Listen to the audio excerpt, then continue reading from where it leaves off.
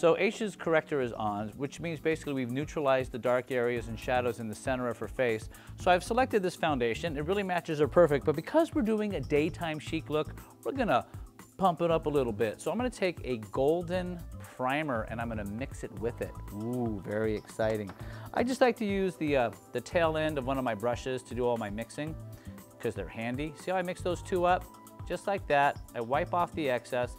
Now this is gonna be her foundation. So her skin's gonna have a little extra special glow today. They were like, man, how come she always looks so good? Well, you know, because she looks good, but also a little help from our friends. So I'm taking a small amount of this foundation and brushing from the center out, and look at that. It just makes her skin just become alive and fresh and natural and wonderful. So always stroking from the center of the face outward. We want the most coverage from the nose outward and disappearing by the time we get to the jawline. So I work in this section first, and now turn slightly this way. I'm gonna work on the other side.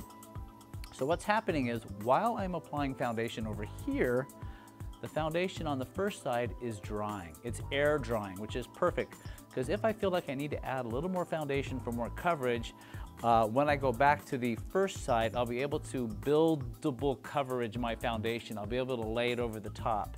If you try to keep covering a spot with more foundation, all that's going to happen is that the second layer is going to remove the first. So give your foundation a chance to air dry before you try to build up the coverage. And I guarantee you'll have great success.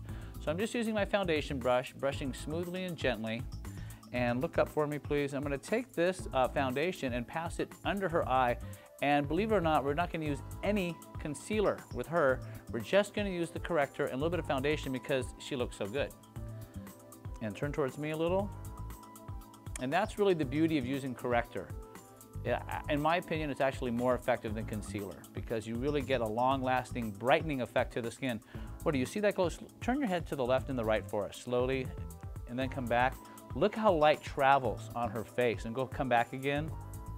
And all that is just because we put a little bit of a bronzy, glowy primer into the foundation to give her skin just that little extra boost. Now I'm going to take a small amount of powder, and I'm just going to make sure that the foundation stays on all day. So the difference is this: if you don't powder, expect a good 4 hours of life with your foundation. If you do powder, then you get about 8 hours. So obviously you want to do a little bit of powder and get the 8-hour coverage. So there you go, foundation for the daytime chic. If you're watching this at makeupgourmet.com, I've listed my current favorite products to achieve this look. Click on one and try it. If you're not at makeupgourmet.com, go there now to see my favorite product picks for this look, as well as everything else we have to offer. How to apply, what to buy.